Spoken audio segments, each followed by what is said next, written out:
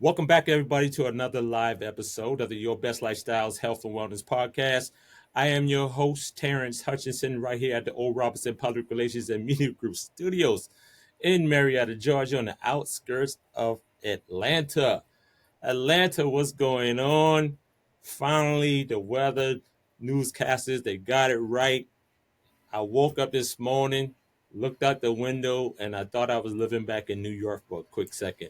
It was snow everywhere. We have a snowstorm. I wouldn't call it, I wouldn't, they would call it a storm, but for me, I'm used to that. But to see Atlanta ground and the trees and the houses, everything covered with snow, and the kids out there rolling around making snow angels, it's different, man. It's a kind of a beautiful thing. And it is cold outside. It's a little bit past freezing. I was out there, shooting content, making videos, and stashing some snowballs, waiting on my people to come outside so I can ambush them. So it's a kind of fun thing. But also, it makes me think about the climate that's going on around the country right now. As you know, a lot of people from California are dealing with the wildfires. And if you've seen some of the footage from the news, TikTok, Instagram, it is really, really horrible over there. Even though we something is wrong definitely because we have a snowstorm in Atlanta, and in California they have wildfires. And if you see those fires, like 80, 85 miles per hour winds blowing fire, and everybody in that area lost their homes, businesses, and everything like that. It's just the Hollywood sign is up in smoke, is in flames. It's like it's really devastating over there, right? So I want to say shout out to them, and hope you guys find some type of peace and you find shelter, and hopefully the insurance companies. I heard that they're trying to do some weird stuff with uh, canceling claims. That's messed up. That's messed up. Insurance companies, don't do it. That is totally, you know, don't do it because a lot of people, they obviously, if you stay in that area, you're going to have some type of fire insurance, right? It's just what it is. Mhm. Uh, California, in that area, in the California hills, are known to have wildfires. Last time I was over there, it was so crazy because I was in the passenger seat and I happened to look up. I said, I never saw hills that were black before. Just not thinking about it. And my friend was like, "Oh yeah, those are the ones that was on fire a few days ago. They put them out, and it hit me, right? And and that was like 2019, right? Mm. So Mhm. now here we are, fast forwarded, and you got that whole area is demolished with fires, and now here we are in Atlanta, full of snow, and it's really crazy. Some people may say it's the sign of the times. Some people, you might say, it's a climate control. It's a whole bunch of things going on, man. There's so many different reports, but shout out to everybody over there, man. Stay safe. And my condolences to anybody who may have lost a family member, a loved one, anything like that. And I hope that you recover everything that you lost in the fire. And also shout out to everybody here in Atlanta and places where you're getting hit with snow. Right now is a very vulnerable time for elderly and kids and stuff like that. We want to make sure the lights is on, the heat is on, and people are staying warm. We're not used to a whole bunch of snow and cold weather, but it just is what it is right now. So make sure you check on your people, especially your elderly, just seniors. Check on your loved ones, man, because you never know. So anyway, I want to say give a shout out to BBR Indie Films and Networking event, January 22nd. Shout out to everybody who purchased their tickets right. So, we only have a few tickets left, and we always sell out. This is our eighth event at Studio Movie Grill. We are highlighting independent filmmakers, actors.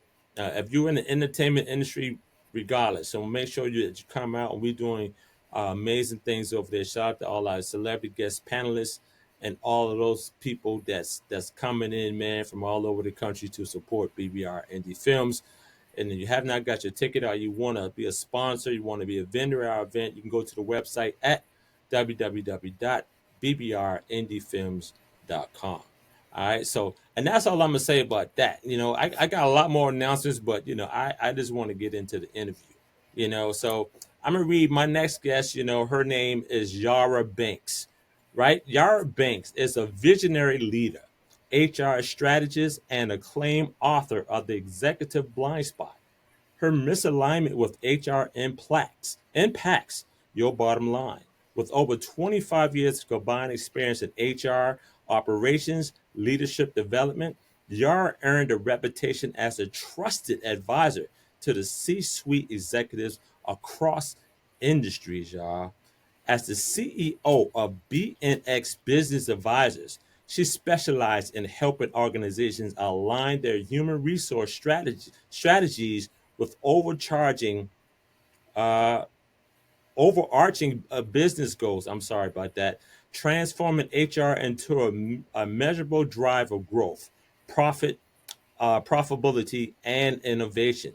A certified woman and minority owned business leader, Yara has worked with Fortune 500 companies, government agencies, and small businesses, offering insights that bridge the gap between leadership, vision, workforce execute, and leadership vision, and workforce execution.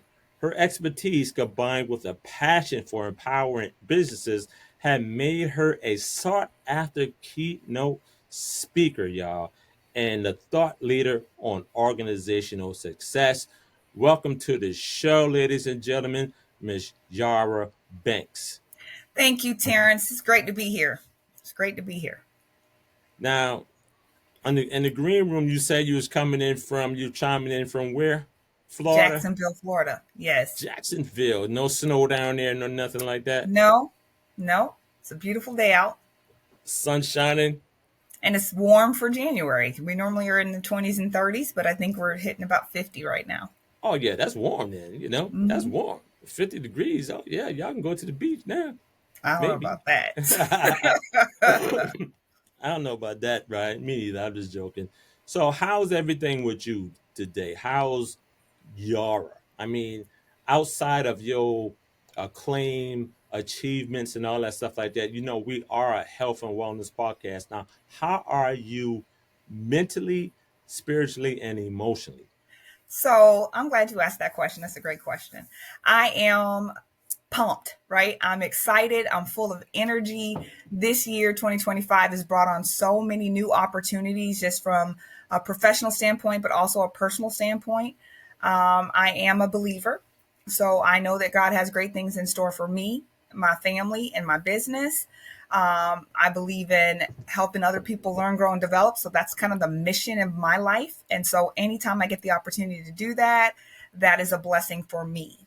Um, as far as like mentally, I'm just eyes wide open. Like I'm ready for whatever, right? I'm prepared. I'm excited. We're going to do some great things in business this year. I'm homeschooling my children. I just made that decision in December. I have 6 children from the ages of 34 down to 10-year-old twins. And so I made the decision to pull my kids from public school and go ahead and homeschool them. So we just started that last month. So I'm super excited about all the opportunities that that brings. Um, just a lot of excitement and new stuff. Awesome. So, why homeschool? Why do you feel it's important for you to do homeschooling versus public or private? So I think that a lot of times in society, we do things because we're supposed to, not necessarily because it's the right thing to do for you or your family members. And like I said, I have 6 children. My oldest 4 are all adults. They all went through the public school system and everything like that. My 10-year-olds, though, are a different breed. They are a boy girl twins and they are extremely intelligent. Now, all my kids are smart. In case they watch this, all my kids are extremely smart. I'm not playing favorites, but in a different sort of way. They need a different type of learning. And so when they were in kindergarten, I did some like homeroom mother type activities, would go sit in the classroom and things like that. And I learned that a lot of the things that we have our kids do in a classroom is just because they say we should. So, like, sit up straight, sit with your legs crisscrossed when we're sitting on the floor, things like that. If my legs are not crossed, does that mean I'm not paying attention and I cannot learn? You know what I mean? If my head's down versus my head's up, does that mean I'm not listening? It doesn't really mean that. And so I have one of my kids, he's extremely smart and he doesn't like to sit still. He doesn't like to just sit there. He's bored, right? So he could be doing a million different things, but he heard everything you said, he processed everything you said, and he can spit it back to you. And so Mm. rather than him getting reprimanded because he won't sit up straight or sit up straight all the time, I was like, that's a barrier to his learning and his ability to feel free, so to speak, and being the person that he is. So that was one aspect. The other aspect is the danger aspect. Too many lockdowns, too many school shootings, too many things like that that kids don't need to worry about. When my kids were in kindergarten, they had a friend over and they played school. Now, when I played school, we had recess, we had I PE. know. Of course, you got to have Hmm. snack time, right? But then you Hmm. had a person who was a teacher, and then you had the kids. I overheard my kids and their friend playing, and they were playing Code Yellow. Oh Code wow. Yellow is a shooter drill. Right. That's what they were playing for school, Mm. and that broke my heart. So, Hmm. the wheels started turning right about then. And then, of course, we had COVID, so they were home with me anyways. We had a fabulous time, but I made a decision to send them back to school because I felt like they needed a social interaction. Okay. Well, then you start thinking about what kind of social interaction are they getting? They're getting interaction that may not necessarily be positive, conducive to their social emotional learning.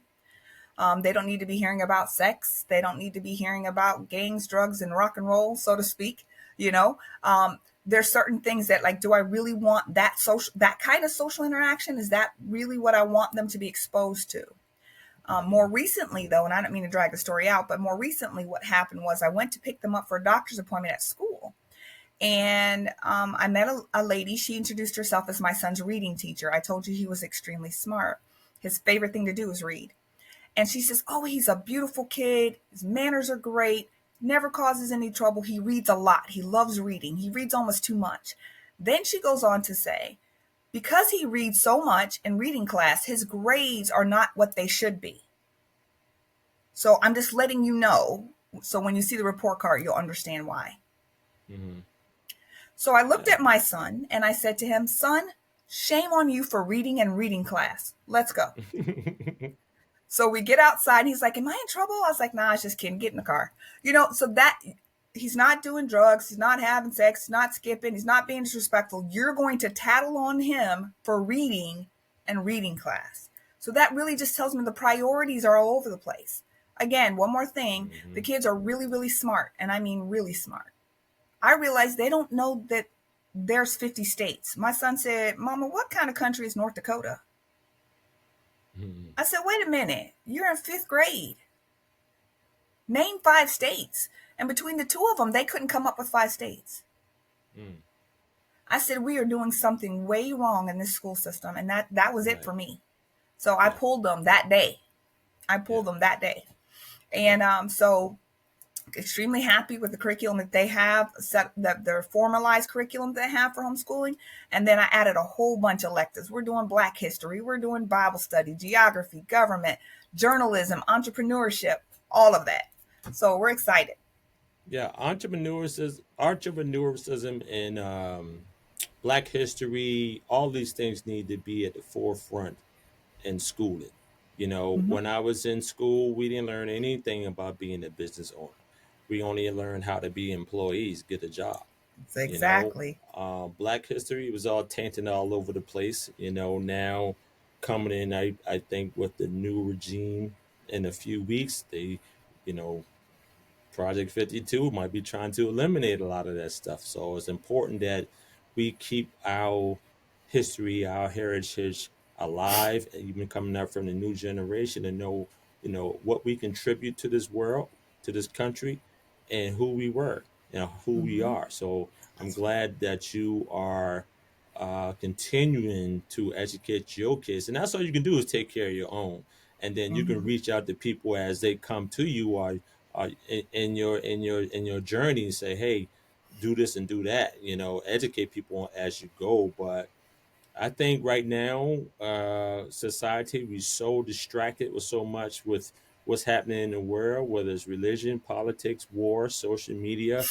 You know, they have us really distracted, and these kids are all over the place. I love the fact that you are taking control of yours in your household instead Mm-hmm. of just saying, hey, we're just gonna go to public school because here, not just in Atlanta, but public schools, most of them, plenty of kids are failing because, you know, the reading is down, math is down, like all these different things are down. And sometimes you can't find the right teachers, or sometimes the teachers may be feeling overwhelmed and it's too much work.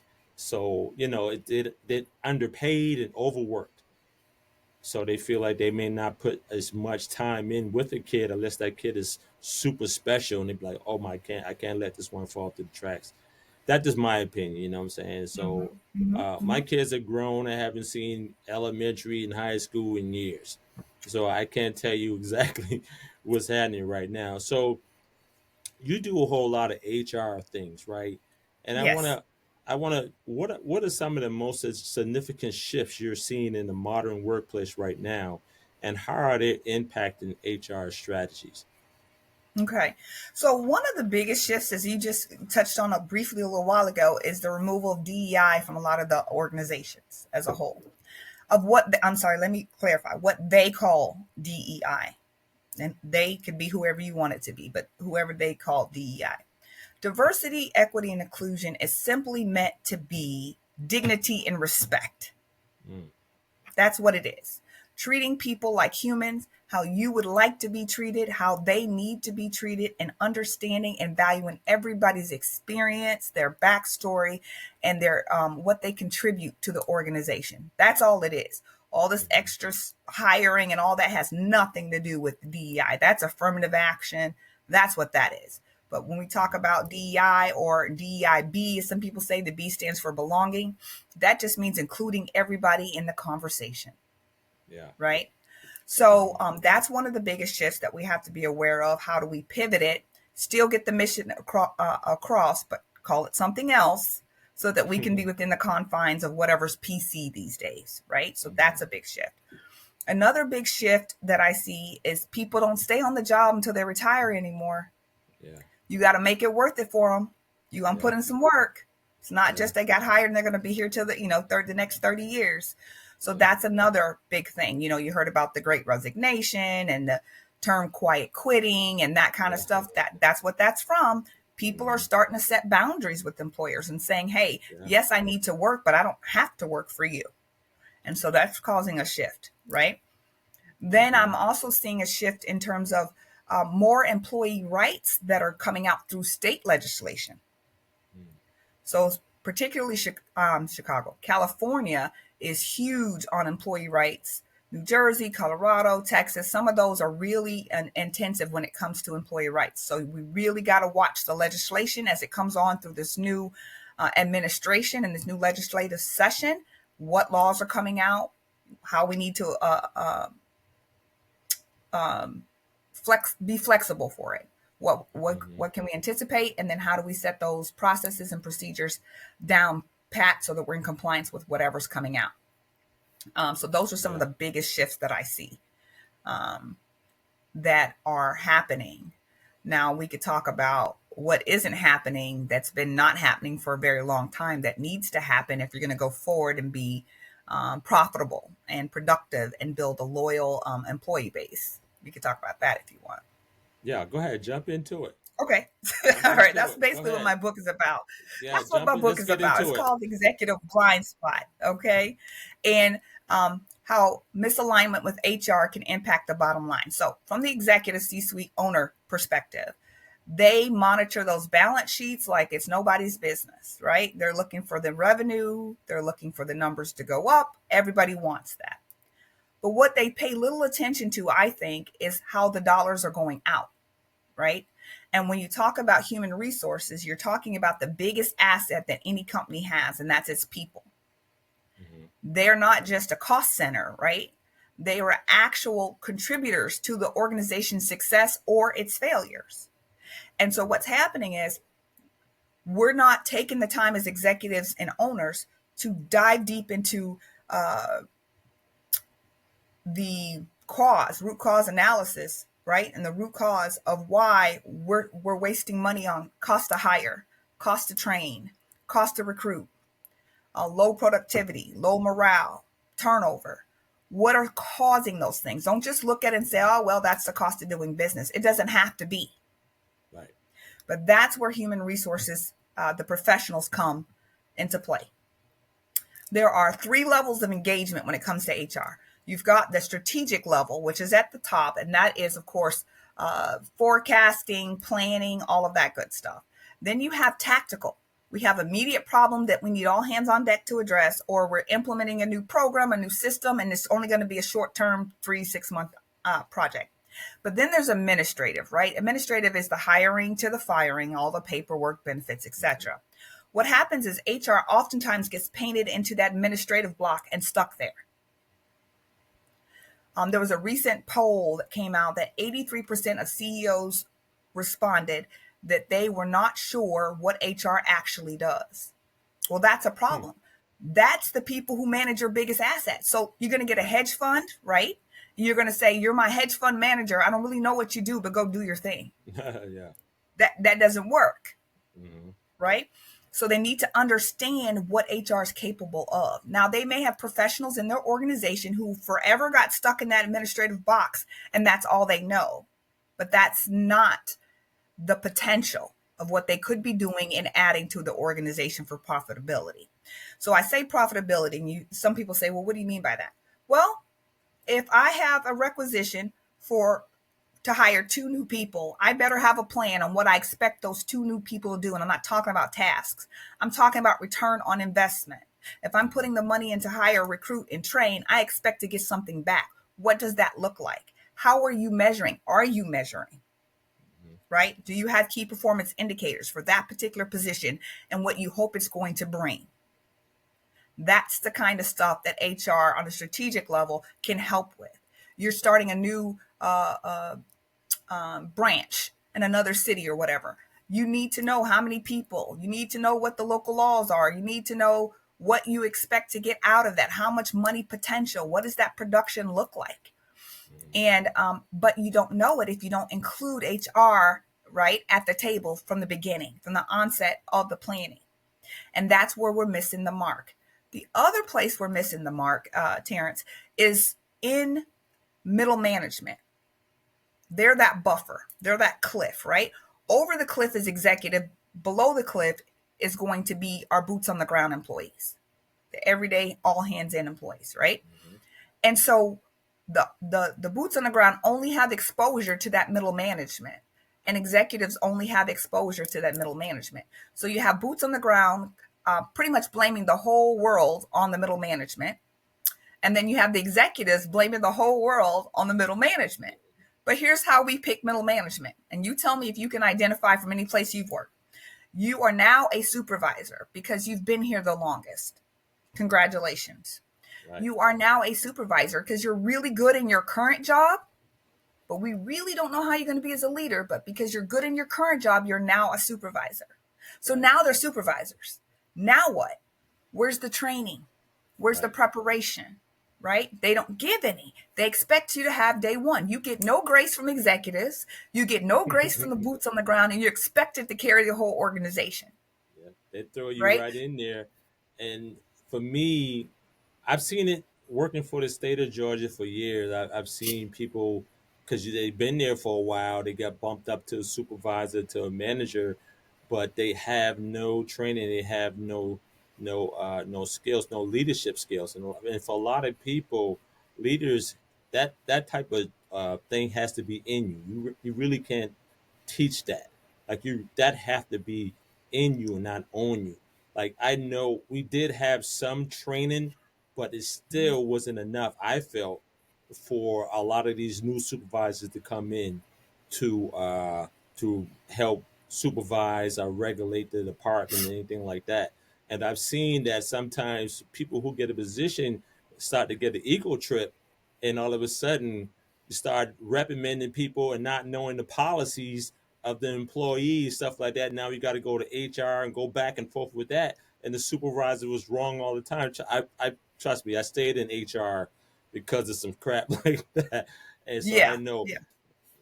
Uh, So uh, Go ahead. what's important is to, at the same time you're asking for those requisitions to hire people, that's when you need to have a plan in place, a roadmap, okay, to how to manage and navigate. This position can feed to this position, can feed to that position, can feed to this position. And you start preparing and training from day one. I've worked with organizations and in organizations where they believe you're hired for this role. Don't ask questions about what they do. Don't ask questions about what they do, Mm, because that's not what you're here for. They're gatekeepers over their area. So you might have an employee who really has aspirations to do more than what they're doing, but then as a manager who might be that middle manager who might be kind of insecure or maybe mm-hmm, even unknowledgeable, doesn't know how to direct them or guide them to the next position, or is intimidated by their willingness to want to step up, and oh, they might want my job, so let's not get them in a position to learn more. So you have yep, that happening a lot of times. yep. I have another book that I wrote called Leadership Skills Your Boss Does Not Want You to Know About. And Mm, those, I call that book's mm, called Brown Door Secret, like everything that happens behind the mm, door, right? mm-hmm. And part of that book talks about how sometimes the managers don't tell you what you need to know because they don't know. They Mm, won't come out and just say, I don't know. They just will skip over it, act like they didn't hear it, not acknowledge it. But it's because they don't know, not because they're trying to purposely keep something from you. They just don't have it. And they don't have the right. capacity or the time to go find it out because they're so overwhelmed by everything going on. Much of the training that is provided for middle management has to do with tasks. How do you do this for the organization and how you fill out this paperwork and do this report? But not hardly any of it has to do with how to lead. Because, like you Mm, said, it's in you, not on you. I have these things called authority titles. I love that word. Authority titles are titles that say you're a manager or supervisor, but that's all it is. It's not yeah, because you have influence. It's not because you have authority because of the person you are. It's just simply because of that title, right? So how that's do it. we get people prepared? Because you might have it in you, but you don't know how to bring it out of you, or you don't know how to bring it out of you in a productive way. So that's where that leadership training really hones in on being in touch introspectively with your emotional intelligence and how to navigate difficult conversations and how to really give people performance reviews. It's not just once a year. I need to be giving you continuous feedback over and over again. But I didn't know that because all the rules say is I have to do it once a year, right? Like, Right. how do I do that? And not only giving your people feedback, but requesting it from them so that you can grow as a supervisor and a manager. What is Right. your preferred management style? Ask your people, what do I do that's good? What do I need to stop doing? What do I need Right. to start doing? You need to give them all the resources that they have that they need to be successful. And a manager, some most of the time, doesn't get all that training. But if you build it in from the beginning, then it's going to be strong as part of your culture. Mm-hmm. And when it's part of your culture, it's really hard to break from that, right? So really have to build it from the beginning. Now, if you're already in a place where this is the problem for you, you can still fix it. It's going to take some time, but you can backstep. Go ahead and put those Yeah. processes in place, and then start putting a continuous training program in place. So where, okay, you're not just getting trained at the time you're promoted, but it's continuous every quarter, every couple of months. Pull them in for classes. Like, there's things that you can do that helps to continuously educate them on how to be a leader. Here's the Now, bottom line, what Terrence. Oh, go ahead. I was going to ask you, when it comes down to training, certain, do you think that certain organizations have the budget for doing the ongoing training, or is it just something that they, automatically going to do? Or they feel like, oh, we don't have the manpower, the resources to put things in place for constantly training people, or it should, like you said, it should be implemented all the time. But do they have the budget for it? You are breaking up a little bit, but I think I heard you say, what can we do if they don't necessarily have the budget in place to do a training program? Got it. Would that is that what was that your question? Yeah, Okay. because So for I people who know. don't have a budget for training, I guarantee you most of the bigger corporations and middle management do in fact have a trainer on staff. So it's just a matter of utilizing the resources you have. And then everything doesn't have to be a ginormous training. It doesn't have to be. What it could simply be is that you put people in place to mentor. Okay, that's a form of training. Mentorship is a form of training. You could also do small group training. So maybe lunch and learns, things like that, where you get together, you have lunch, and you start talking about different subjects, right? So mentorship, lunch and learns are easy and low cost, and you don't have to bring anybody else in for that. There's also cross training where employees can cross train each other for different areas and different departments that could help. There's also there was something else I was going to say. I lost track of it, but there are ways to make it happen. It doesn't have to be a grandiose big thing that costs a lot of money. It can just be continuous. Some departments have team leads that all they do are department trainers. You can have people sit with them. You can do side by sides with employees while they're doing work in another department to understand what's happening over there. If I'm running this department and my department smacks up to that department and that department, I need to know what these guys are doing too. So you could just do side by side. There's a lot of ways of doing it to where you don't have to have a ginormous training program, but Gotcha. there's ways that you just implement these things. Hmm. Here's the deal. At the end of the day, as owners and executives of an organization, we have a fiduciary responsibility to all of our stakeholders to do everything we can to make this organization a success. And those stakeholders do include those employees. So you have to nurture them, grow them, include them in the plan, and empower them to be a part of something bigger than themselves. Exactly. That's it. That's Exactly. it.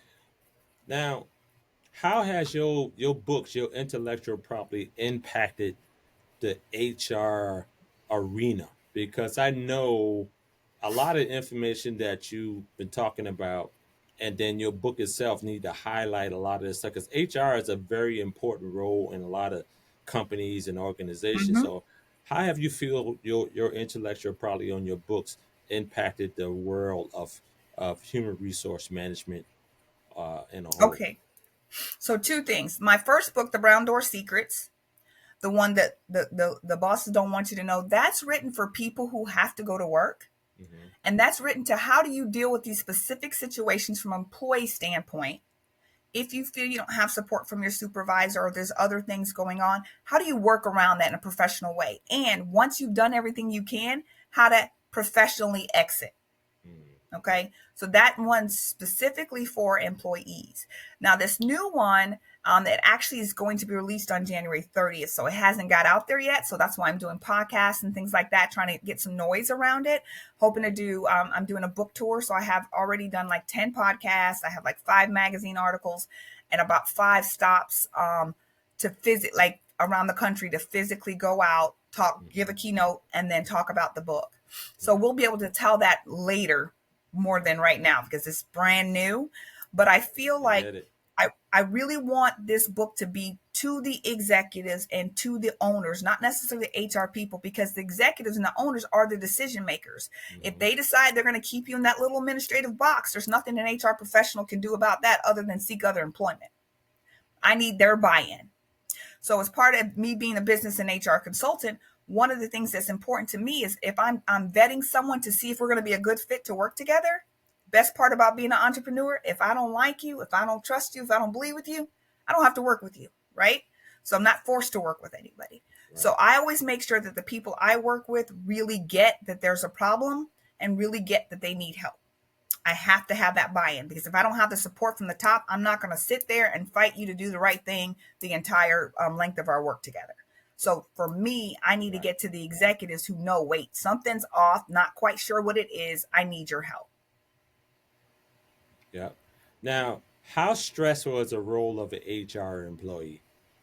or executive? Because I know you're dealing with a lot of different people, different personalities. How stressful can it be? Oh, HR? Oh, yes, it can be extremely stressful. So we talked about middle management kind of being stuck in the middle. HR is completely stuck in the middle. So you have employees that want you to advocate on their behalf. You have managers who want you to advocate on their behalf. And then you have the organization that wants you to advocate on their behalf. I Truly, know. HR is supposed to be neutral. We are a risk manager, right? And so what we want to try to do is mitigate risk on all fronts, right? So it's a juggling act. You're right. If it doesn't go the employee's way, then they're anti-HR. If it doesn't go the supervisor's way, there's anti-HR. And if it doesn't go the organization's way, then it's anti-HR. It is a constant struggle in most organizations. You hire us for our experience to do risk management, to do compliance, and then you ask us, what should we do? And when we tell you, you don't like the answer. Yeah. And so if you don't like the answer, you either are upset, fine, we'll do it, or you're like, nah, I'm not doing it. And then for me, my Yeah. ethics say I'm not a part of anything that's not compliant and that's not right. So then I have a huge problem. That's a conscious problem. That's a value problem. That's a moral problem for me. And so it was a lot of times you're just battling. Do I need a job? How bad do I need this job? But what if they don't like me? What if they don't trust me? I can't do what I need to do. I feel smothered. It's time to go. There are organizations out there who really do want to do the right things by employees. Either they are doing it or they know they need to and they just need the right person to partner with. What I don't want to do is spend my time arguing with anybody about what the right thing to do is. My expertise, my background, my education says I know what I'm talking about, and you hired me to do a job. So please trust that when you hire me, that says to me that I'm empowered to do what you hired me to do. When you um, smother me, or when you invalidate or try to invalidate me or my information, then that makes a person not very, it doesn't build a relationship of trust, right? And so, from an HR perspective, we want to set the standard that we're going by guidelines. It's not my feelings. It's not how I feel about you, whether I like you or not like you. It's what do our policies and procedures say? What does the law say on how we need to handle this particular situation? And so, with that being said, that's what we have to focus on. And it is very trying and very taxing. And I feel like sometimes it's like being a pastor where people are constantly calling you for this and that. Some stuff is very relevant and very emergent situations.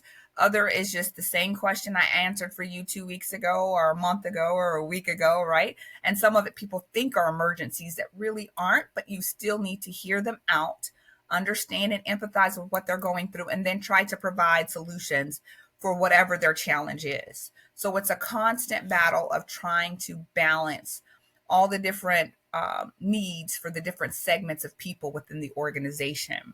It's important for HR people to really hone into their own emotional intelligence so they know where their biases are, what pushes their buttons, what can get them really upset, but then also have a really good work-life balance.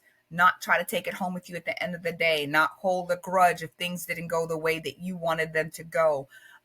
If people are upset and they come to you and then maybe they've yelled or maybe they've been disrespectful or maybe any of those things happen, but you meet people sometimes on their very worst day and you meet people sometimes on their very best day. You just have to balance it out and give everybody grace and the benefit of the doubt. So all of those things go into being an HR professional.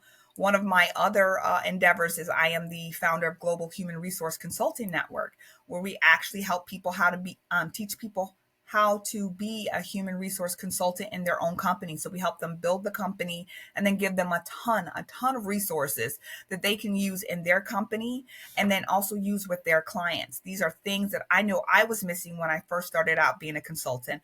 And as I talk to people and I hear the objections to going out on their own, I continually add resources to the network so that they know that those things are already covered. You know what? You're worried about benefits? We got you covered. You're worried about getting clients? We got that covered. Worried about how are you going to insurance? We got that covered. I'm talking about business insurance, right? We got that covered. What about my intellectual property? How do I get that protected? We got somebody for that. So we got all the resources available to really do a fantastic job at starting your own business as a human resource consultant. So that's ghrcn.com if anybody's interested in that. But getting back to the executive blind spot, it's really about the executive understanding that they need the broader picture. And in order to get the broader picture, they have to incorporate the broader organization when they're making decisions. Now, some decisions have to be made immediately. We get that, right? But then we talk about strategic planning where you're forecasting for the next year, 2 years. Include the people who actually do the work. Include the supervisors. You have to really, I say, love on those middle management. They need to get all the tools they need so they can meet your needs as an executive and an owner, but also meet the needs of the boots on the ground. It is oftentimes, like I said, when I go into organizations, I oftentimes hear about the middle management problem. I'm going to say it like that because that's how they say it. We have a middle management problem. The problem is lack of training, lack of preparation. And if you begin to build that roadmap from the time that people walk in the door of the organization, guess what? When someone resigns, when someone quits, when someone unfortunately passes on, or whatever the case may be that leaves a position open, you don't have that productivity gap because you have someone you can plug in right away because you've been grooming them this entire time to take on more responsibilities and leadership roles. You don't just give it to them because they've been there a long time. You really assess, okay, you're good at your task, but how are you with working as a team? How are you at bringing people together? Are you a leader already and you just don't have that authority title? Those are the things we should look for. We shouldn't always look for the straight A student to be a leader because sometimes they're just really good at studying, but they're introverted and they're not in touch with their emotional intelligence. They don't want to be bothered. They're short tempered. They don't have patience.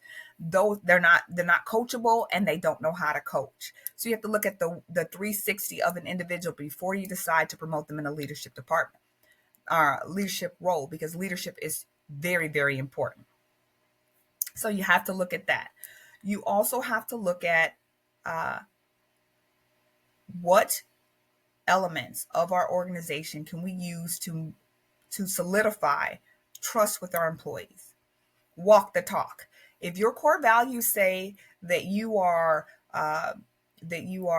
invested in the community, that you're invested in your employees and professional development, that you have respect and dignity for all, you better walk the talk, because just like children, the employees are watching you. So if you're saying one thing here and doing one thing there, they're just as lost as anyone else because they don't know who the authentic organization is. And so when you talk about branding and setting those core values, it needs to not only be externally, but also internal branding. This is our culture. This is what we believe in. And this is how we operate. We'll accept nothing less. And if you need something from us in order to better do your job, let us know and we'll attempt to get that for you. So really taking the feedback from the boots on the ground, the people who actually do the work. So like, for instance, everybody has an annual employee satisfaction survey. Do you break it down as to what needs improvement? Do you make an action items from that survey to say, these are things that we need to work on? Are you taking the comments from the employees and putting them on a parking lot board somewhere to say, we'll get to them? Are you acknowledging their responses, saying, hey, you may not know this, but we've already done these things. But here's the other list we're working on. We hope to get it done by Q1, Q2, Q3, Q4, whenever. Or here's some things that were suggested and we want to let you know how they're not feasible and this is why. Transparency is also very important. Okay, so you want to let them know that you can't do it and why, or you're going to do it, but when, right? So let them know that you're working on it. Communication is utmost important. You have to be constant communication and not just through email. Do a video and send it out to the people. Send out a newsletter in paper. Put it on their desk so they can see it. Post it in the bulletin boards, in the break rooms. Like all the different types of communication that you can think of. Apply that to the group so that it's getting heard not once, but twice or 3 times or 4 times. It's a constant cycle of communication. And then also something that's key that people miss the mark on is if you're going to make a major change, you have to come up with a strategy for your change communication. It has to detail what was wrong, why we decided to change it, how we're going to change it moving forward, how does it impact you and your job, and what's in it for you at the end of the road, right? That's what it has to indicate. Because people want to know, oh man, why are we doing this? First you told us this, now we're doing that. They need to understand the vision and the direction the organization is the organization is going through, right? They need to understand where they are going. Okay.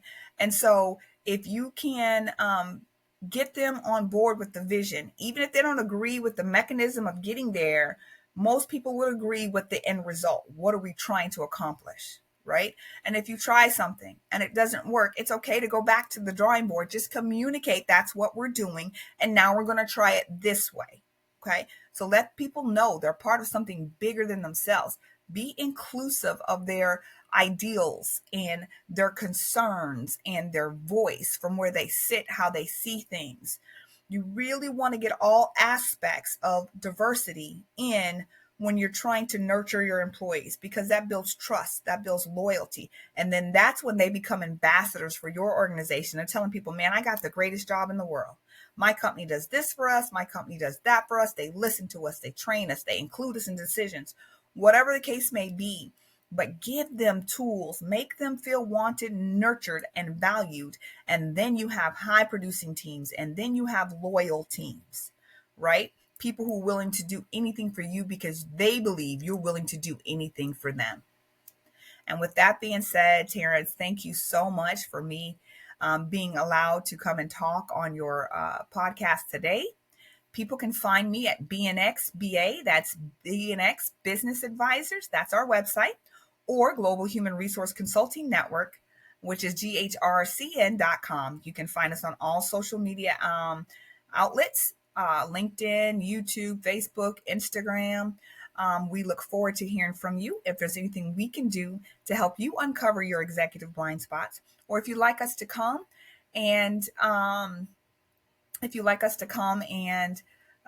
do a keynote or a group training or workshop at your location, we'll be more than happy to do that. We are pre-selling the books, and with every pre-sale that's sold, this is important, I'm putting valuable tools. You're getting checklists, you're going to get some assessments, you're going to get workbooks to go along with the book. So if you order more books, like if you order 5 books or 10 books, you get discounts. You get extra tools, a lot of valuable tools that go along with that. And all the books are signed personally by me in pre-sale. So I just wanted to share that. Awesome. That's great information. Ain't nothing like having a signed autograph copy of a book. I mean, Right? speaking about when you first held your first book in your hand, the first time, Mm-hmm. what was that Mm-hmm. emotional connection with you? The first time it came in the mail and you held it, you smelled Right. it. What was that connection Right. like for you? Every book is different, right? Everyone. Right. So the very first book, it was just ecstatic. It was Hmm. ecstatic. I wrote the first book because that's just how I felt to pour out, like all the trials and tribulations I had been through in the workplace. I may not have handled the right way, but I wanted people to have a well thought out like plan of how to handle these things. So it was, to me, it was like a guide. And so I was like, yes, I'm able to help more people learn, grow, and develop. My second book was about starting your own nonprofit, as I'm a founder of a couple of nonprofits.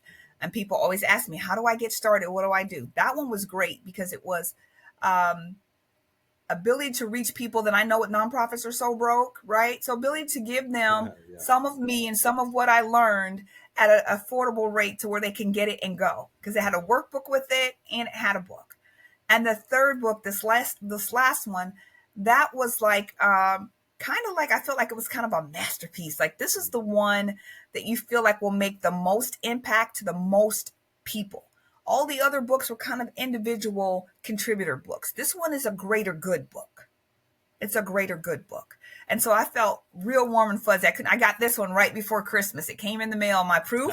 And I Yeah. was like, oh my God, it's Yeah. here. So everyone is like having a new baby, right? Every Yeah. time. Every time. I Yes. know that's it's such a beautiful thing when you finally get it and it's a proof and you smell it and you're touching it. It's like, oh my God, and it's a beautiful thing. You know, um, How do you feel? Oh, let me ask you this question. I got my notes right here. How is Sure. tech, how is technology transforming the role for HR professionals today? Because we got data tracking, we got AI, Mhm. all these different things. How is Mhm. that impacting HR? So for data tracking, for sure, they should be looking at these metrics we talked about in terms of KPIs and things to indicate what's working and what's not working. Data is going to tell us, there's data don't lie, right? So it's going to tell us what's working, what's not working, or areas where we definitely need to dive in to see what the problem is. So Mhm. always being up to date on the latest data tracking technology is key for HR and organizations as a whole. Now you talk about AI. Man, AI is a game changer on so many levels. Mhm. AI is not meant to do your work for you. It's meant to help you to enhance the way you communicate the work you're doing, Mhm. right? So like you think about Chat GPT, I might sit and write up a report and then I put it in chat and say, make it better, right? So it might make it more concise or more clear. I wrote it, it's just editing it for me, right? So that saves me time, right? And it also helps to lend a hand in terms of miscommunications, right? When you're trying to disseminate information, maybe the way you thought it sounded is fine, but if you can get it in more concise and more organized fashion, more people will get what you were trying to say. So I like it from that perspective. I also believe that with the AI, that it's going to allow us to do a lot more people interacting and less administrative interacting. It's going to get us the time to be out as HR professionals on the floor, meeting and greeting the people, understanding their needs, being able to provide solutions for them in real time, as opposed to they send us an email. And when we get done with all these reports and when we get done with all of this other stuff and onboarding and whatever, we'll get back to you. It's going to allow HR to have a face again. Good. Yes. Yeah, that's a So beautiful that's my thing. take on it. Yeah, it's a beautiful thing. A lot of people think that you know they don't like it. I'm like, no, you got to embrace what's happening right now, and if you know how to Yes. utilize AI properly, then it can, like you said, it's a game changer, and it can really we don't want AI to do the thinking for us. However, it Right. really help us, especially if you get Mm-hmm. if you get a mental block or whatever. It's just so many different ways you can use AI that's going to really help enhance what you're already doing, and not take over what you're doing, but enhance it. So my next question is, what are the key challenges facing HR departments today, and how can they be overcome? Okay. So, as we talked about before, number one key problem is getting them outside of that administrative role.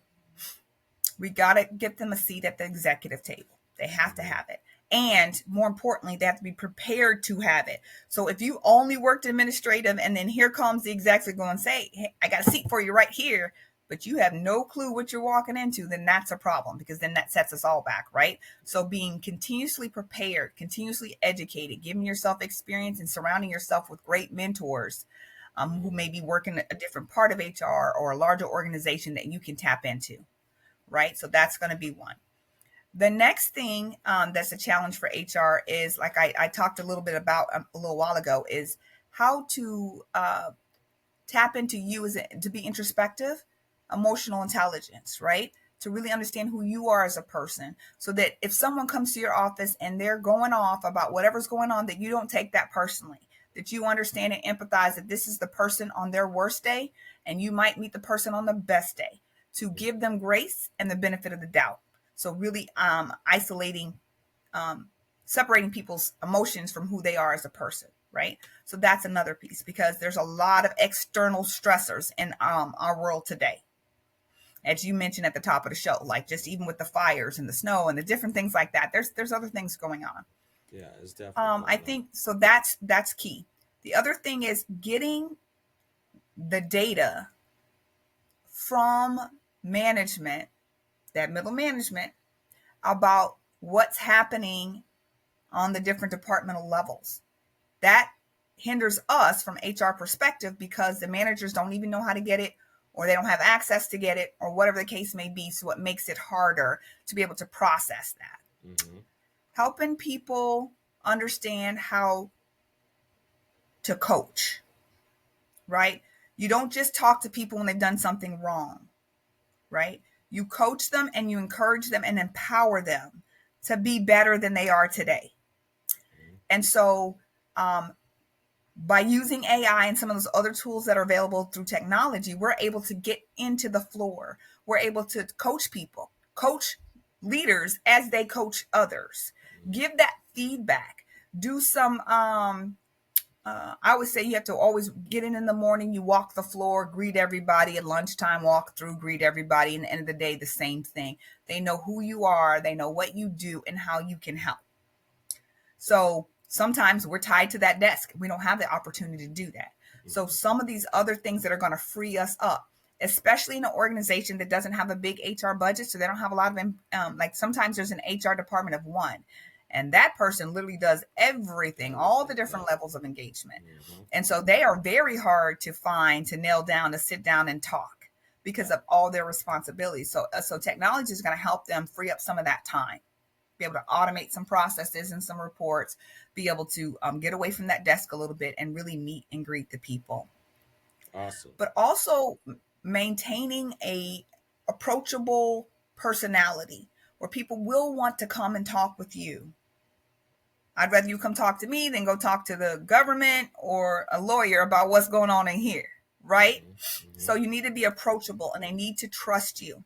I worked with the organization one time and they were complaining about a particular director. It was a nonprofit, a particular director, right? And I said, have you talked to HR about it? They said, no. I said, why not? Because they shared an office with HR. Oops. Yeah, I wouldn't talk to HR either. Nah. They need their own space, confidential space. So because that, people were afraid to talk to HR because they felt like those two were buddy-buddy because they shared an office. Mm-hmm. Yeah. So things like that we don't even think about. But, when we're planning stuff, when we're making our strategic plan, it's allocating space and things like that. But it makes a difference instilling that trust. Yeah. Yeah. You have to. I know, like I mentioned earlier in the show, I had as a manager, I always stayed in HR because an employee felt, that I might have said something that I shouldn't have said or written somebody up. But it's like I made sure that I always kept my I's dotted and my T's crossed and I understood the policies. So when I go up to HR, I was like, this is X, Y, and Z. This person is upset because they went to another manager or supervisor and with the whining and crying, so it's just I had my shares with HR, trust me. And then, I wish we may have a professional like you. It probably would have made my experience a whole lot more better because I know that you'll be able to understand where a manager is coming from. I felt like I still feel that even though I'm semi-retired from that career, I still feel like they just put a warm body in positions because they had a high turnover, and every time you turn around, it was a new worker there. It's like, and they kept conflict between each other in the HR department too, and then the CEO of the company, like you said, her office is right outside of the HR office. So when she came out of her office, she's right in HR. So that always was a problem for me because every time I went up there, I had this. Oh my God, it was so stressful.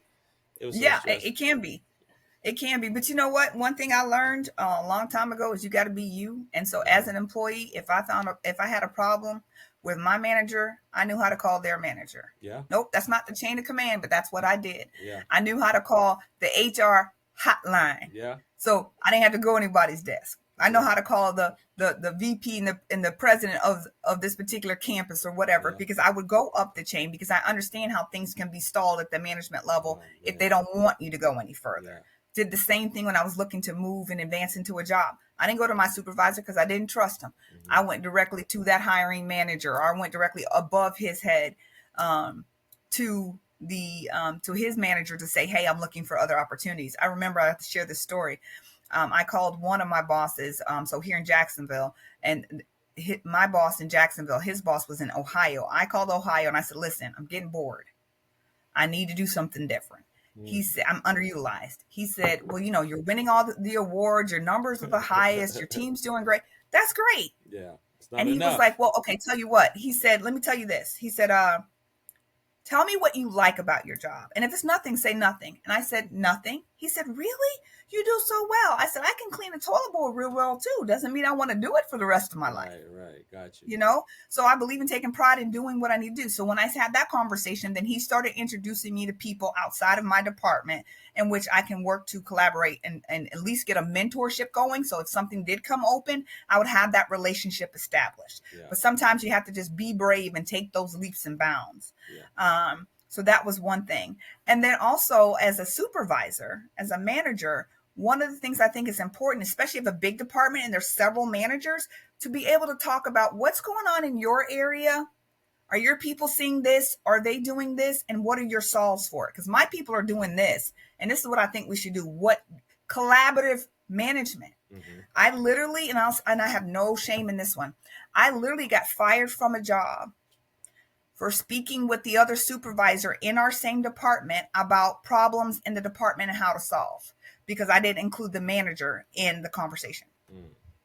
Literally, HR told me that was why I was fired. So I kind of laughed and I said, okay, well, I thank you. Yeah, no problem. Yeah, I mean, this is not the place for me. It's Right, okay. But exactly. yeah, so literally, I literally got put on. First, I got put on a PIP the first time. Uh, And then the second time, she caught wind of me talking to my coworkers. Then I got fired. And so I'm going to be me. yeah, and that's all you can. That's I'm That's authentic. all you can do. Be authentic, Yeah. and it's gonna ruffle some feathers, especially in Hmm. HR. Man, I trust me, I had my shares and battles with HR people. I know exactly what And it I is. hate that it's always a negative spin on HR. That's why they changed the name to human capital and people, Oh, they whatever. changed the name now.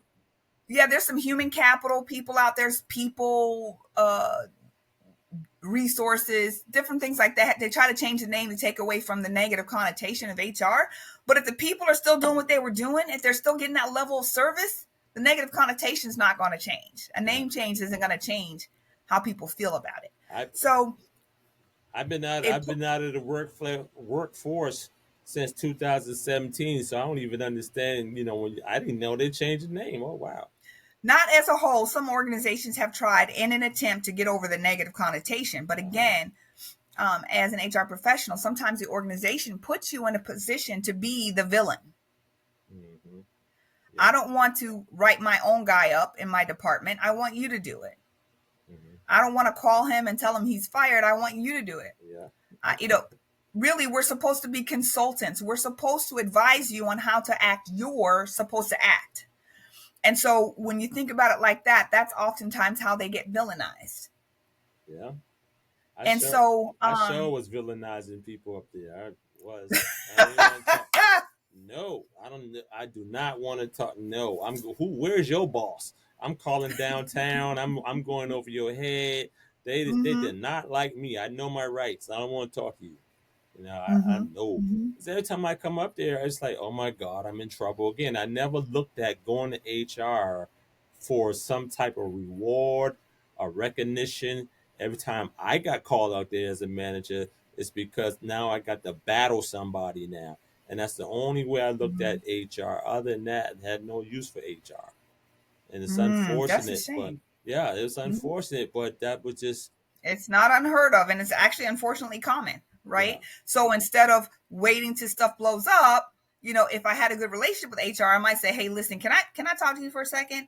I got this employee, and they're doing this and this is how I think I should act or respond. Are Hmm. we good? Does that work? Okay, now let me go back and do that." Yeah. As opposed to the other way around. So it's based on your lifelong, not lifelong, but life is based on building good relationships. Is what I'm trying to say. Yeah, yeah. So how is it now with gig work in or working remotely right now? How is that affecting the bottom line with with jobs and employees and HR in a whole, because Oh, a, a lot of people are going into the gig work, like mm-hmm, obviously you're experienced, you're educated on HR and all that stuff like that. And somebody say, "Oh, we're gonna fire you for X, Y, and Z." You'd be like, "Okay, cool. I can just do this on my own as a consultant, as a coach, or mm-hmm, whatever like that." So, mm-hmm. do you? How is gig work or working remotely impacting the roles for agencies and jobs right So I think gig work and working remotely are two different things. So gig work to me would be what you would call either a side hustle or you would call starting your own business, right? Entrepreneurship.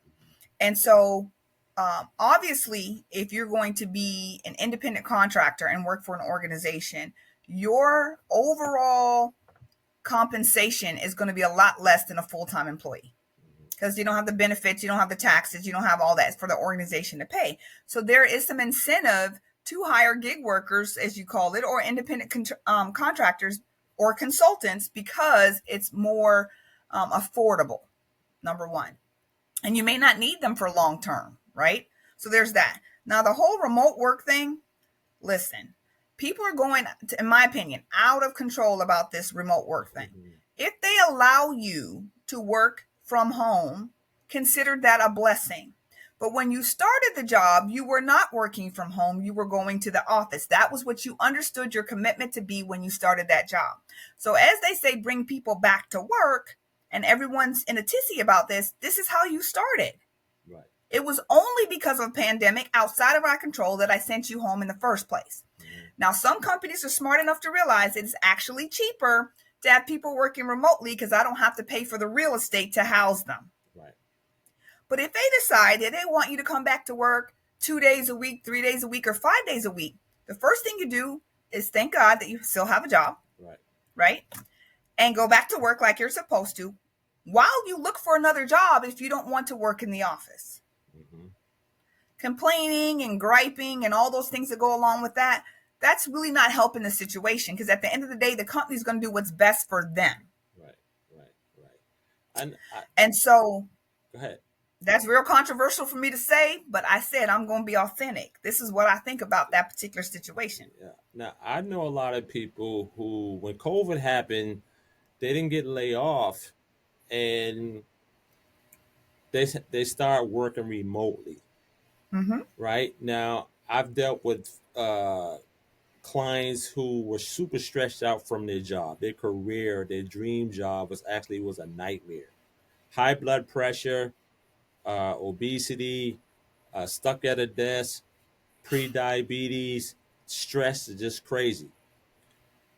When they was able to work remotely, they start to heal because they Mm-hmm. didn't have the coworker and all these different people stressing them out, right?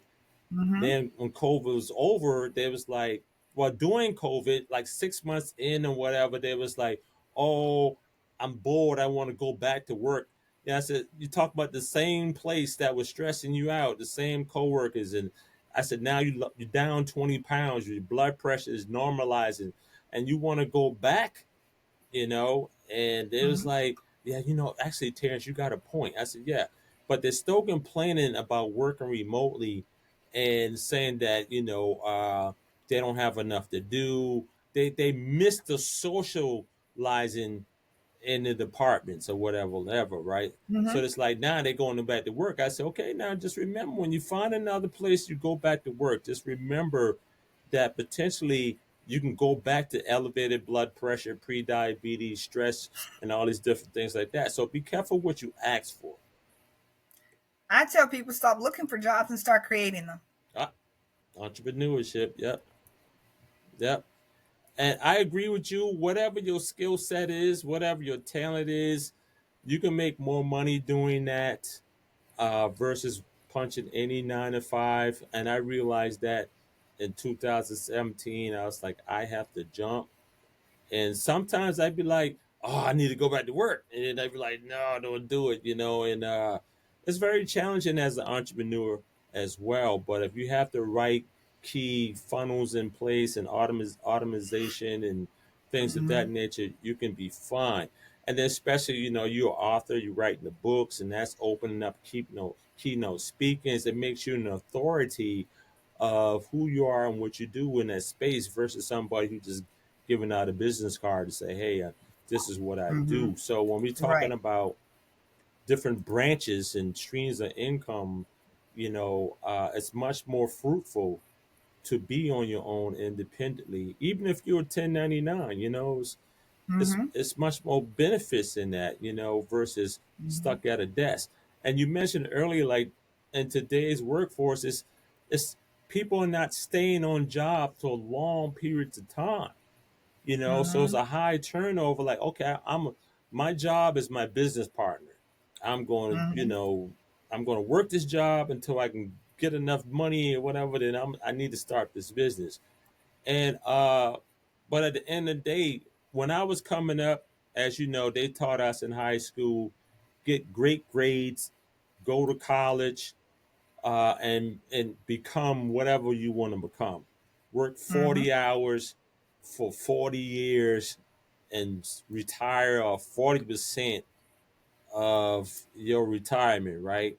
And I remember Mm-hmm. my economics teacher telling me that like it was yesterday. This is 1984, 85. And I remember like yesterday, and that's all he talked about. And I've seen people do that. My mother did it.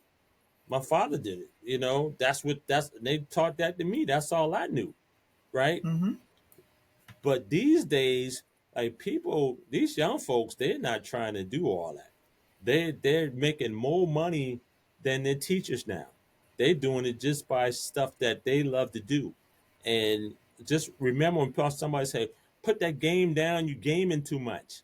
You know, now these kids is making millions of dollars playing these games.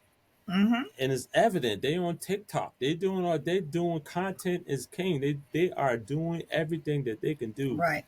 to Right. say, I'm not going to McDonald's. I'm Mm-hmm. not going to flip no burgers. I'm not. I'm not. And it's so crazy how far we've come with technology now with Mm-hmm. AI, and I Mm-hmm. think for a lot of people, going to work is going to be not even an option for them. Mm-hmm. Mm-hmm. Unless you just want the Now, benefits or something. from the entrepreneurship hat, let me just say this. Hmm. It's important that people know that just because you're good at something doesn't mean you can run a business. And running a Correct. business ain't easy. It's not for the faint of heart, right? It You really have to have a plan. You need to get some mentors. You need to speak to some consultants, speak to other business owners who are doing what you're trying to do to make sure you understand what all is involved. Because I'm telling you, there is blood, sweat, and tears, and even a couple of snot bubbles every now and then as you go through this process, right? You quit at least 3 days a week from your own company, right?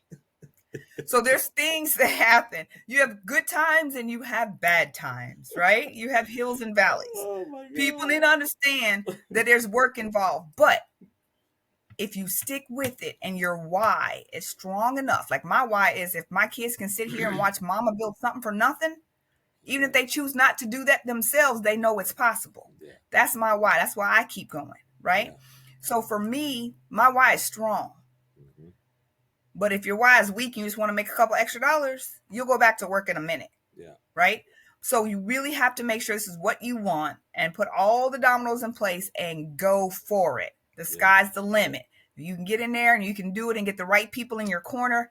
The sky is the limit. So I always encourage entrepreneurship if you have it in you, but I don't lie to you and sugarcoat you to say, Right. oh, it's fun. It's easy. I get to work my own hours. Most of the time, Hmm. we work more than 40 hours a week.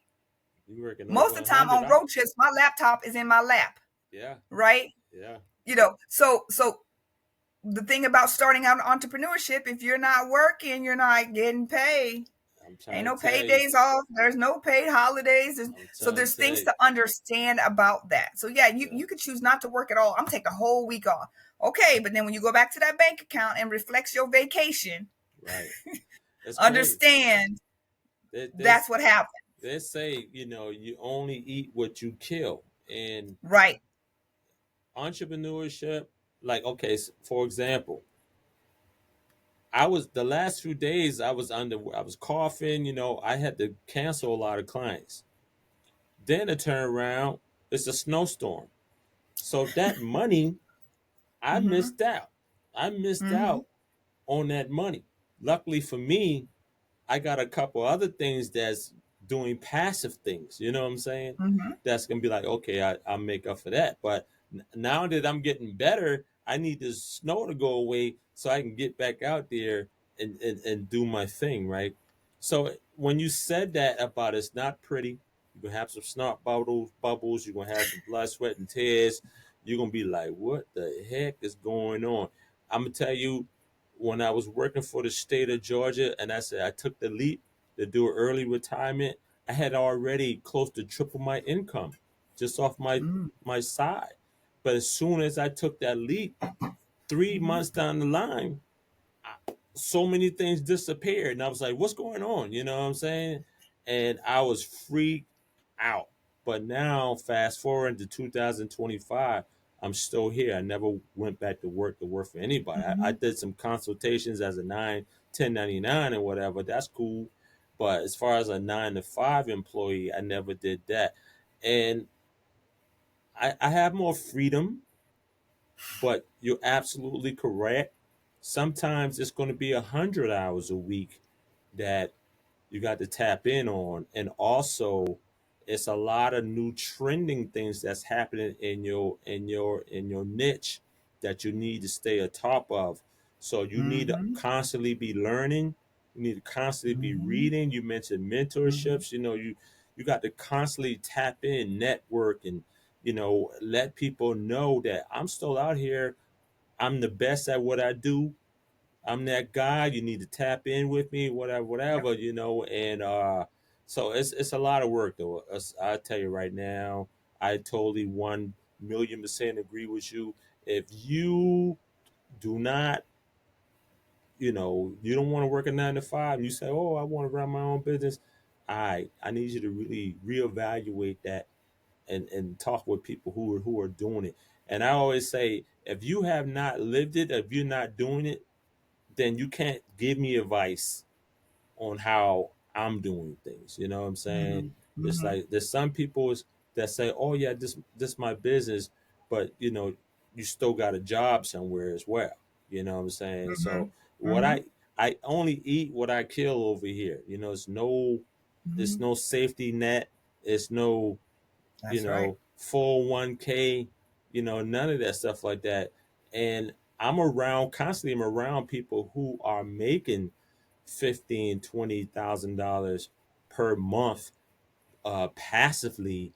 So I was like, yo, if they can do it doing that, I know I can tap Mhm. in and really, you know what I'm saying? So like when you say your Right. why and your drive, and Mhm. when you see it, you be like, man, what would that look like for me? How would that change uh my life, though? Not just me, but everybody who's coming underneath me. Like, you know what I'm saying? Mhm. So it's like sometimes it's sleepless nights. Sometimes you're not getting any sleep. Sometimes you go to bed, wake up We had super all of early. that. Working when you're sick, working when you don't feel good, working with everyone else Yeah, out playing at the beach, you still working, you when know? when they Um, when they out hanging out and all that, man. So I'm glad that you said that, because I want and I need people to understand that this journey is not for the faint of heart. Indeed, it's not for the weak. It's not mhm. for the undecided individuals. You know what I'm saying? That's right. Because when you're talking about health and wellness, entrepreneurship is a great way to wreck your health if you don't have a balance, right?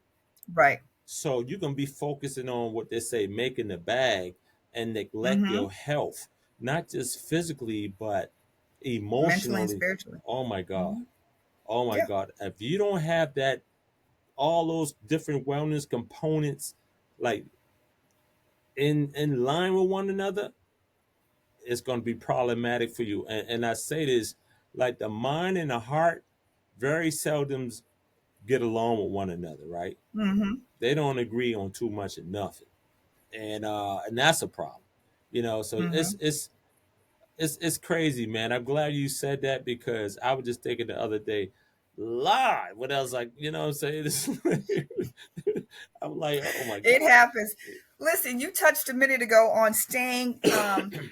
staying educated in your Hmm. craft, in your business, Hmm. right? Staying educated with the latest trends and stuff. And I told you, one of my mission is learn, grow, and develop. So I will tell you two of my biggest wins in 2024. Great. Okay, Hmm. one of them was we hosted a I think the word is hosted. So let me just tell you what it is. Legacy Scholarship for Professional Development.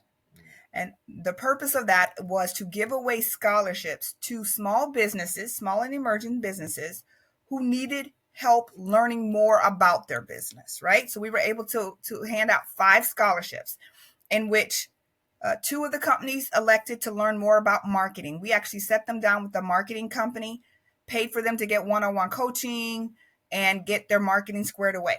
Same thing with accounting. We paid for 2 companies to go learn their accounting, how to use their QuickBooks, how to record their transactions appropriately. And then we paid for one to learn how to start her own nonprofit. So that was really meaningful to me. But I also know, like I said, there's a lot of people out there who think, okay, well, I can cut hair so I can run a business. No, we want people to be foundationally sound in their business from the beginning all the way through. I remember I had a guy come to me, and I used to be able to help. I used to work being able to help people get financing for their businesses. I stopped doing that, but I used to do that. Business And funding. this funding, business funding. He Hmm. came to me and he said, "Hey, I want to get a loan. All right, what's your revenue? $20,000 a month. Okay, that's pretty good. You're a tattoo artist. All right, well, let me see your bank statements. Bank statements. I just do my stuff on Cash App. Mm-hmm. I can't do nothing with that, sir. Right. You can't. You I can't can't. do nothing with that, You sir. can't. You cannot. The And that's bank. before Cash App started giving out statements because they didn't Right. before, right? Right. I can't do nothing with that, sir. Right. So things like that where you're not foundationally sound because you don't know any better. Hmm. And that's not a dig at anyone. That's just get better at running Right. your business. Right. Understand what is needed. And if you don't, get help. Find somebody. Pay somebody. If you have high blood pressure or diabetes, you're going to pay a doctor to help you fix it. If you need your tooth hurt, you're going to a dentist. If your money's broke, go to an accountant. Your credit score's not Yep. right, get with somebody. Do what you need to do and learn as much as you can. And then when you get to the capacity of learning, then pay somebody to do it right. Because at Right. least if they do it right the first couple times, you can learn from that. Teach a man to fish, right? You can learn how to do it, but don't just not do it. Right. Right. Right. Don't just not start. So that the scholarship was one of my biggest wins. The other one we were talking about balance and things like that is I actually at the ripe old age of over 21 started karate last year. Okay. Okay. 23 and 23. And I did it as a secret. It was my lunch break twice a week. Nobody in my household, my husband, my kids, nobody knew I was doing it. My secret little getaway during the week. And then in January, they asked, I did my testing for my new belt level, advancement. And they told me, we've never done this before in the 30 years of our school, but we're going to give you a double promotion. So I listed 2 belts. I was raised 2 belts Okay. at one time. And then they said, we want you to represent uh, our school at the World Championship. I'm like, oh, that's cute. No, thank you. That was fun. No, they're like, seriously. I was like, no. Then I thought about it. And I said, how many people at this age and stage in life can say they've done that? All right, I'm in. I don't expect to win. All I want to do is go there for the thousands of people and do my karate stuff at Right. my old age, in my own stage of Uh-huh. life. And the fact that I went there and got there, man, I was in tears on Facebook sharing my experience because I'm like, I can't believe I've never played a sport in my life. And Terrence, I've always been a heavy person. Hmm. Now I'm a lot not heavier than I have been in the past over the years. But I always been heavy, so I never did sports. I never did any kind of working out. So for this to be my first thing, and I'm standing here at the World Championship, my goal to get there, check. To get through my entire routine without messing up, check. I'm done. I did it, right? So I get there, I go, and the very first thing I forget to do at a karate championship is to bow to the judges. halfway through the routine and I realized, oh my God, I didn't bow. Keep going, just keep going. I got through my routine without any problems. I was so proud of myself. I sit down and I'm ready to go. Now we can go home. I did what I came to do, right? And then they started calling out the winners and I'm congratulating the ladies and whatever. And then they called my name. I am a bronze medalist in the Hey, World Tang Soo Do Association Championship. wow, congrats. Yes. Congratulations. Yes. Yes. So that's my two things. So like go do start being perfect, but get better. Always learn. Do your thing. Don't let fear stop you Yeah. from because we're only one step away from our next blessing. Don't let fear stop you from moving forward. Yeah. Push past it because that's where your strength comes from. To push Yeah. past that fear. Yeah, I'm afraid, but I'm gonna do it anyway. So I think with fear, it paralyzes people uh, Mm-hmm. all over the place, right? Sure. And what I tell people, like, that fear is just a nudge for you to get to the next level. Embrace the fear, do it afraid, Mm-hmm. and make it happen. Mm-hmm. Because one thing I know, when I jump off the ledge to leave corporate America, that was straight fear. Right. It was fear. Because that's all I used to is fear. And every time we're doing a new project, it's fear attached to it, Mm-hmm. and it's like, Mm-hmm. okay, uh, embrace the fear. If you're stressed out about it, harness the energy of the fear, and say, okay, on the other side of it, it's going to be, a testimony, a victory, Mm-hmm. even if it's just a Mm-hmm. small one. You want to do it, and but I know a lot of people, they just fall victim to the fear and they don't take the leap. And it's like, what if I fail? But what if you succeed? You never know unless you. Right. Uh, but then people got a fear of success, Mm-hmm. the whole nine. So it's different types of fear, But it's like, why am I fearing this?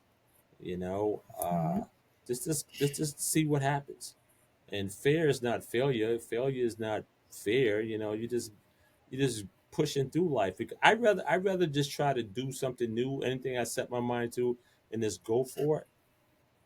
And say, at least I try, I aim, I took my shots, right? Versus, Right. Take a shot. yeah, not taking the shots, and then a year down the line, 5 years down the line, you're still in the same spot. You haven't evolved, and you got the taste of Mm-hmm. regret on your lips. It tastes like vinegar. It's like, why? I talked Just. to a lady last night at a networking event, Mhm. and she's owns a uniform shop, but she also is a nurse. She's a nurse, and then she has a uniform shop. Mhm. Okay, so she said she got contacted by the government. They had a new contract in the state of Florida coming out where they needed a bunch of uniforms for one of their departments, and they wanted her to submit for the bid. And she's Mhm. like, "Well, I've never done that before. I don't know. I work full time. I don't know what that would take. Blah blah Yeah. blah." And the lady kept trying to convince her to do it, and she decided she wasn't going to do it. So a couple of weeks went by. The lady calls back and she goes, I just want you to know something. I really wanted you to do this. She said, we only had two people bid on this particular proposal for these uniforms. Both of them were outside the state of Florida.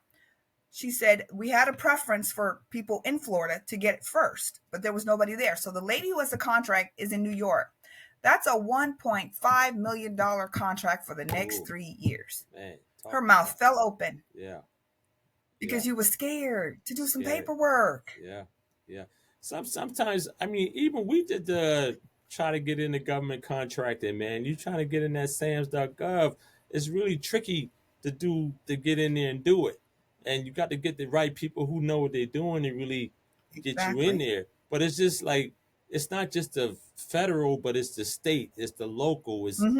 it's the Mm-hmm. counties. Like, it's so many different things. It's like, man, the only thing you need is one Good one. contract, one good one, Yeah. like one good old one for like 3 to 5 years. Mm-hmm. It's like, man, and then you bid Mm-hmm. again.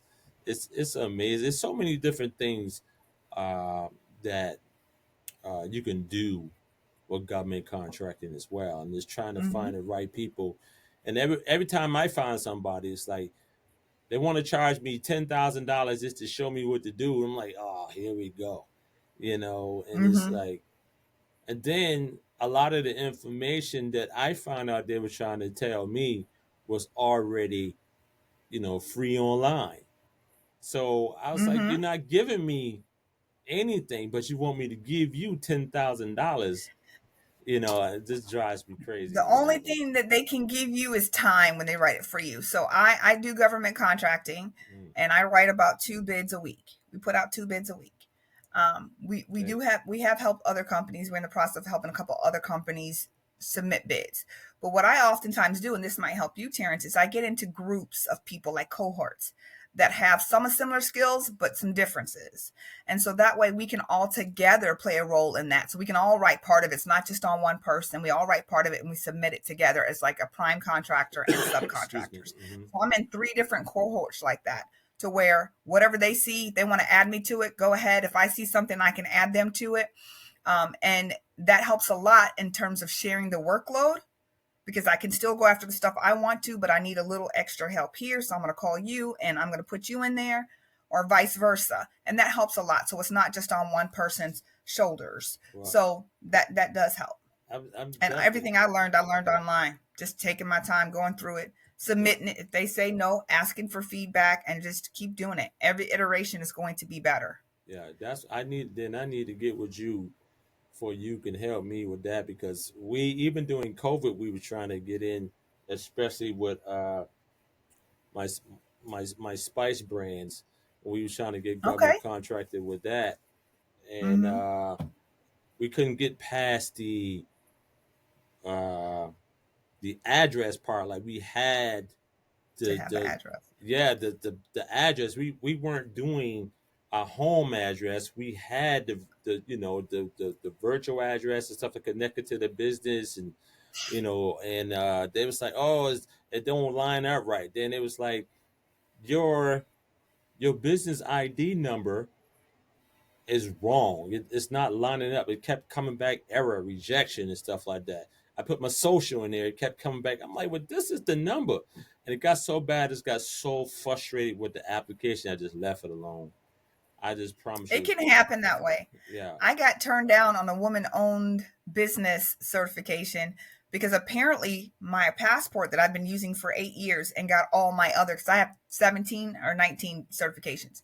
So on all my other women's certification was fine. However, it says I'm a male. Mm. And I was like, what are you talking about? I pull out my passport, and sure enough, there it is. And it was hilarious to me, but the government didn't find it funny as I was trying to apply for a woman-owned business. All right. They ain't So playing no so games. they kicked me out for that. So I got to get a new passport, and I got to start all over. Wow. I need to tap in with you because this is I still am interested in trying to tap into government contracting, just trying to connect. I'll just be honest with you. I got so frustrated with people, I just left the whole thing alone. But I still know that it's a lot of opportunity up in there for a guy, and what we do over here. So it's just Hmm. really connecting with the right individuals that's going to say, hey, do this and do that, and sign here and don't do that. You know what I'm saying? I have Hmm. trust Hmm. issues with a lot of people, but I have a good gift of discernment as well. So it's like, man, the energy got to be amazing for me to really connect with individuals on that level because it's just so much going on over here that we can tap into that can really change a whole different like anybody that's coming behind me, their lives would be already changed just off Hmm. a Hmm. lot of the things that we have in place. And when it comes down to the entrepreneurship, it's like sometimes it's be like, oh my God, why didn't it happen? So why it's not going as the way I wanted to go? And it's like, oh, you Hmm. got to be patient, you got to work on it. And it's like, but we want it so quick. We want it now. But a lot of these things that's will make a significant impact in other people's lives. Sometimes it takes patience, sometimes it takes a faith, and you're gonna have to sit quietly and continue to educate yourself, read like you said, get those certs, see what's trending, and connect with the right people. And Hmm. this is the part that can be frustrating as well. But at the end of the day, this is part of the process. Hmm. This is part of the process. You got to sit there. You got to get into those webinars. You have to get into the rooms. You have to really network. You have to really put yourself in position to get to the next level. So I really Right. appreciate you saying that. So man, Yep. we can go on and on and on. Right. And I ain't trying to hold you for so long. It's been only an hour and 35 minutes. Ladies and gentlemen, Miss Yara Banks. Miss Banks, tell any final words. I ain't gonna hold you all day. Any final words? I'm telling you, you're going at it. Yeah. Any final words of encouragement, motivation, and then tell everybody where they can follow you and also purchase both of your books and things of that nature. Okay. So first and foremost, you can always find me bnxba.com. I also share that I have the Global Human Resource Consulting Network, and that's ghrcn.com. I'm on all the social media outlets, YouTube and the like. Um, and my email is Yara B at bnxba.com. Be happy to talk with you. And final thoughts are, let's really start treating people with dignity and respect in all of our interactions, from a corporate standpoint, from a personal standpoint, and just being human, loving on one another, nurturing them. You don't know what people have been through. These last 3, 4, 5 years have been something else. You don't know people's story, and they might be one step away from God knows what. But if you treat them with love, respect, and dignity, somehow the light that you give onto them will shine through you, and they'll be able to have a better day, a better interaction, or just at least survive the day. Okay. So all I'm saying is, let's be kind to each other. Let's get our organizations successful. Let's get people tapped in if we need help. Let's work together. There's enough food, Terrence, for us all to eat. So down with competition, up with collaboration, all of that. Okay. Hold on. I would say this all the time. There's enough for everybody to eat. I say that all the time. I don't know why people trying to be so competitive with one another. It's so much out here that we all can eat. We all Mm-hmm. can eat. I don't know Mm-hmm. if I'm doing something that you're not liking. Oh, he eating too much. Like, dude, Mm-hmm. we all can eat. Yes. It's plentiful out here. It's abundance out here. I say that all the Mm-hmm. time, but and I hate, and I have a love hate relationship with Atlanta. I love Atlanta, but I'm trying Mm-hmm. to tell you, a lot of times they get on my nerve with that, man. I'm like, we all can eat, man. It's like it's Yes. so much out here, and I'm glad that you said it. I'm on your Facebook page, and I'm just liking a lot of stuff on your stuff. I sent Oh, you a well, request, so thank make you. make sure that Okay. what I'm saying. As soon as you said that, my head went up because I was Mm-hmm. like, man, I say that constantly. We all can eat, man. I'm so glad that we did this interview. So now, look, y'all Yes. need to go ahead and follow her on her platforms, Yes, especially please on follow me. follow her, support her, and I'm gonna go and tap into YouTube, all these different things like Okay. that. Let me tell you something, ladies. Excuse me, ladies and gentlemen. I wish this would hurry up and go away. Excuse me. Look, our show, we really don't promote this show, right? Not the Mm-hmm. way we supposed to. However, there's so many tons of shows out there. I always say the right people will come on this show, and Mm-hmm. every time we have people on this show, they're very astute, and they're Mm-hmm. very, thought provoking, and they're sharing so much content, ideas that make you go, "Wow, man, I never knew that."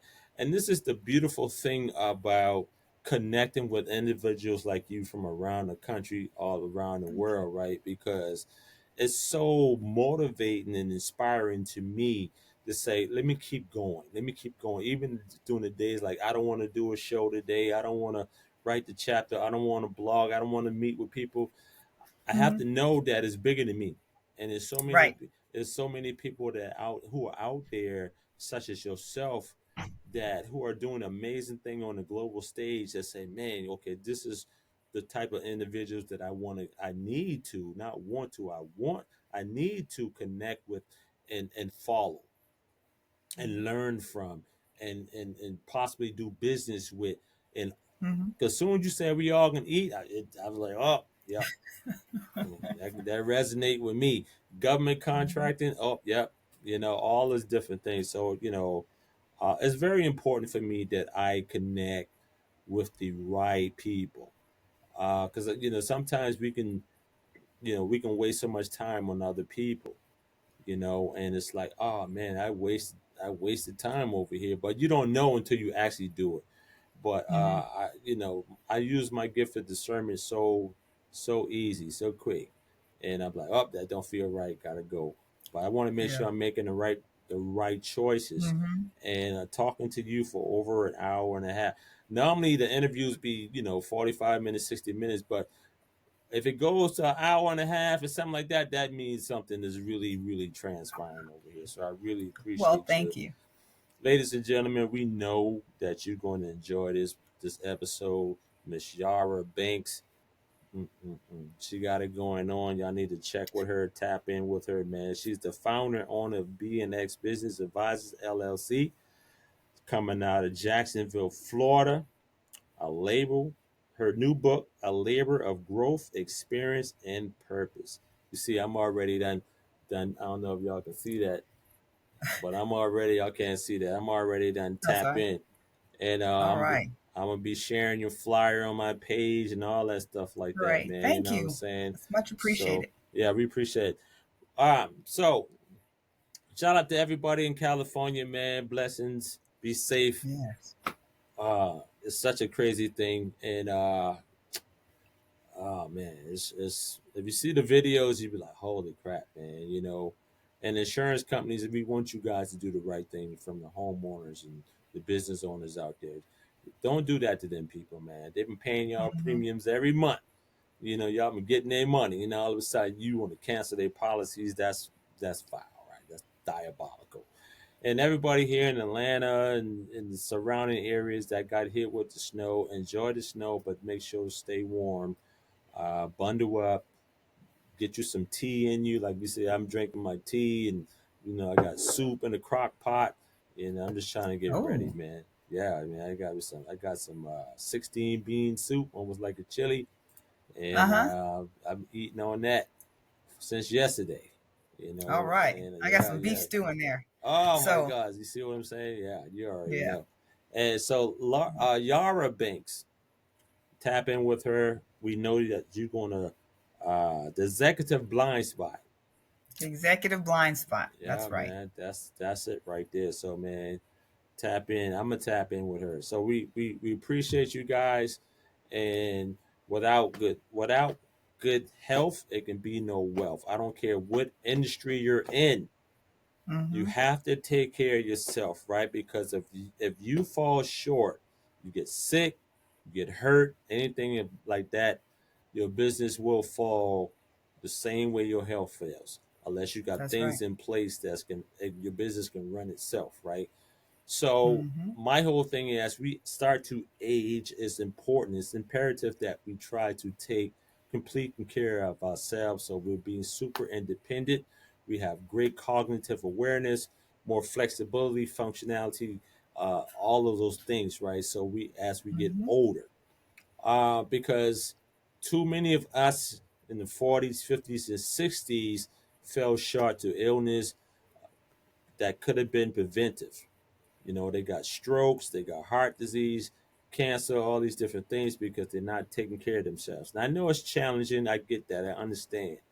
But you want to make sure that you keep yourself as an asset to you and your family and not a liability, because what happens, and I've seen this in when I'm coaching people, Mm-hmm. if you catch a stroke, you now become a liability, right? You got other people have to take care of you. They got to clothe you. It's just a long journey back if you make it back. So you're gonna have to eat better, keep your stress down, stop drinking, stop smoking, keep the high fatty meats down, like the processed foods. If you know me, if you go to my website or you tap in with me on social media, you know I push that because you know my story. I've been on in ICU for 3.5 days in 2010 with type 2 diabetes. And trust me, you don't want to be there. All right. You don't want to be there. So take care of yourself, man. I know a lot is going on in the world, whether it's the election, it's war, it's stress, the economy, these things will really bog you down. But I need you to be aware of your overall mindset and how you what are you thinking about and what are you feeling. All right, because this is Mhm. going to determine your food cravings. This is going to determine if you want that alcohol drink or you want to smoke some Mhm. weed. Like your emotions and your thoughts is going to really determine how you deal with these things. And a lot of you guys, you're still pouring that Hennessy, you still smoking, you still doing all these different things that's going to be problematic in your health long term. So I want you to make sure that you're making great behavioral decisions when it comes down to what you are putting in your mouth as far as food, and let it be no, have a plan. Don't be an emotional eater and don't be an emotional drinker and none of those things like that because it's going to cost you hundreds of thousands of dollars in hospital bills, right? And believe me, they're going to try to get their money, you know? So trust me. So if you go in the emergency room right now, at a hospital right now, everybody that's laying up right now, is that bill is running every time you in there. One, if you're in an emergency room, one aspirin is $10 to $30 just for one. Yes. So think about that, right? So we need you to get out there and work out, man. As you know, Yara, she a black belt and then some. She a bronze winner, and she's in her.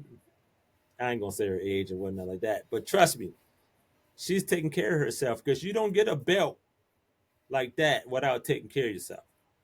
Hmm. You don't get recognized like that without taking care of yourself. Period. You can't be overweight. Talk about I'm gonna go out here and try. No, it don't work like that, right? So Hmm. that's a prime example.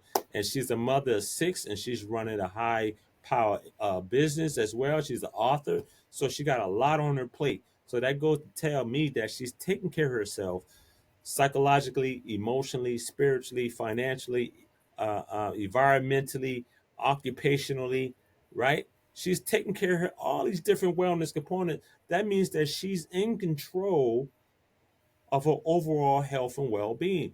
That's what I'm picking up, Yep. right? So Yes. get it together, man. I'm trying to tell you, man, because you get hooked up on in the hospital bills and all that stuff like that. Don't you know the average diabetic person that's maintaining diabetes is going to spend around about $18,000 a year just off maintenance. Wow. And I said, why would I want to maintain that when I can just try to get rid of it? You know what I'm saying? Right. Right. Like Right. Right. Right. who wants to maintain spending 18, $19,000 a year? What else can I do with that money? You know what I'm Right. saying? That So part. think Yes. about that, man. We appreciate Hmm. you. Yara, hold the line, Oh man. okay? We talk All to right. you Thank guys you. soon.